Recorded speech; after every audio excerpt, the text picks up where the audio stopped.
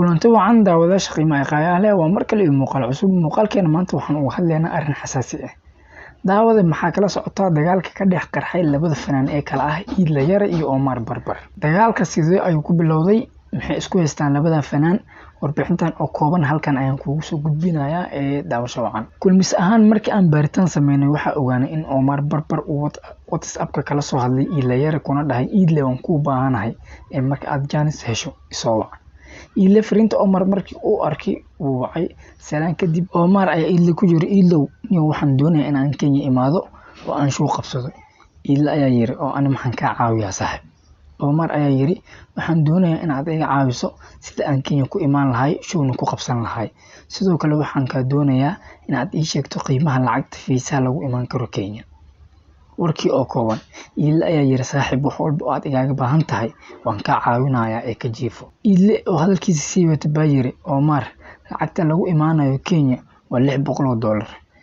Omar baa yiri okay mid aan ka doonayo waxay tahay lacagta fiisaha in aad iga sii dhiibto gadaal ayaan ka siinayaa ee arrintaas adiga ayaan kugu daayay saaxiib. Idle ayaa yiri okay saaxiib waa diyaar. Idle ayaa wacay Omar kuna yiri Omar fiisii way soo baxday ee lacagta soo dir wax walba waa diyaar. Omar markii uu fariintan arkay buu yiri saaxiib soo ma socdo oo waan baaqday.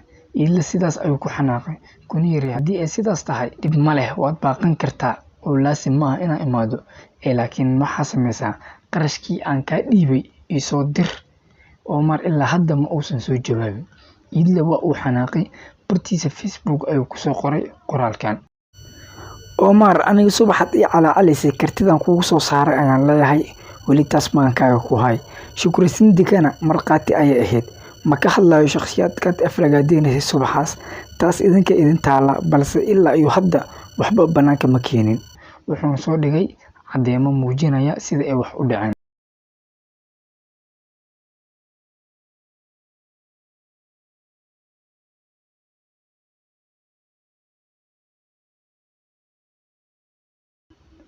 tan iyo muuqaalka xiga amaana Allah.